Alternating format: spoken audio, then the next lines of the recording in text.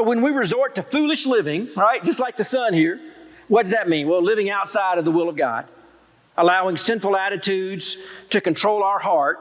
The Bible says God will get your attention. Why? Because He loves you. He doesn't want you to continue to live that way foolishly. He loves you. Now, how does God get our attention?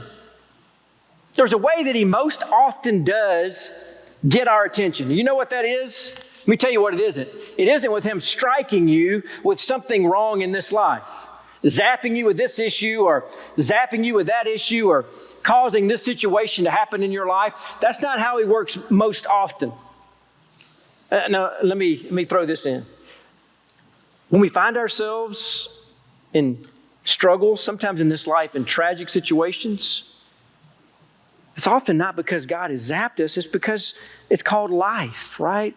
We live in a fallen world, a sinful world. And when sin came in the world, it brought things with it like disaster and tragedy and suffering and death and disease and all of those things. And so living in this life, even Jesus said, in this world, you're going to have trouble because it's a fallen world.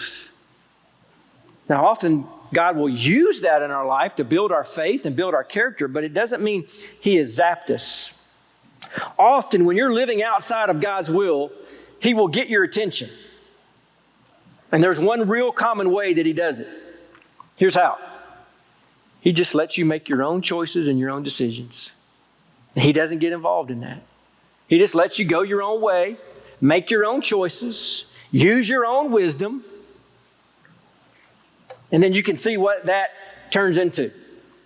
Because whenever we are left to our own wisdom, we'll usually end up with the hogs.